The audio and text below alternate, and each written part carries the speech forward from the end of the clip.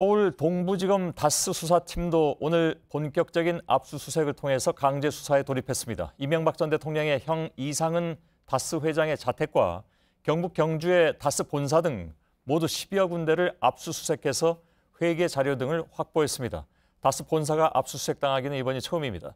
120억 원대 비자금 의혹을 둘러싼 수사도 본 궤도에 오른 겁니다. 경주에서 다스 의혹을 취재 중인 박민규 기자를 이번엔 연결하겠습니다. 자, 박 기자, 오늘 다스 본사 압수수색은 회계부서가 집중 타겟이 됐다면서요? 예, 저희 취재진이 오전 9시 10분쯤 이 검찰의 압수수색이 시작될 무렵부터 이곳 경주 다스 본사 상황을 취재했습니다.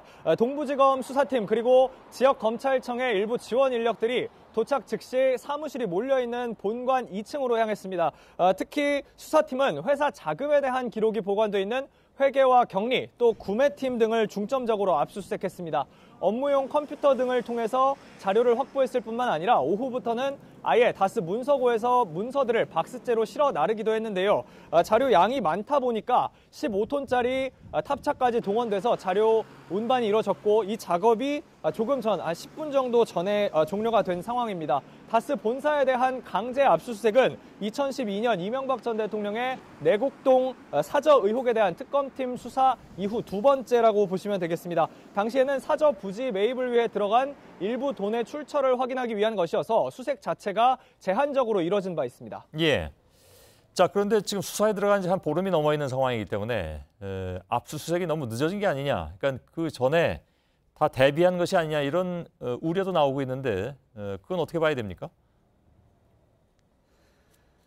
예, 말씀대로 오늘 압수수색은요, 지난달 말 동부지검의 다스 수사팀 출범 이후 2주가 지나서 이루어졌습니다. 그동안 수사팀은 다스 전직 관계자들을 참고인으로 불러 조사했고, 또 2008년에 BBK 특검 수사 당시 자료를 분석하고, 또 추가적으로 계좌 추적 등 작업을 벌여왔습니다. 하지만 압수수색 등 이 강제 수사 시점이 늦춰지면서 증거인멸 우려도 나왔던 상황인데요.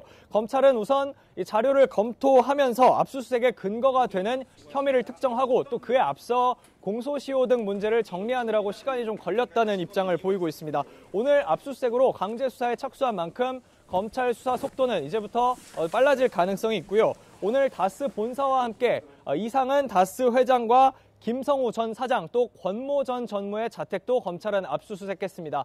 또 120억 원의 이 비자금 조성 의혹의 핵심 인물 격리 직원 조모 씨 그리고 조 씨를 도와서 이 비자금을 관리한 인물로 지목되는 이모 씨의 자택도 검찰은 압수수색했습니다. 예.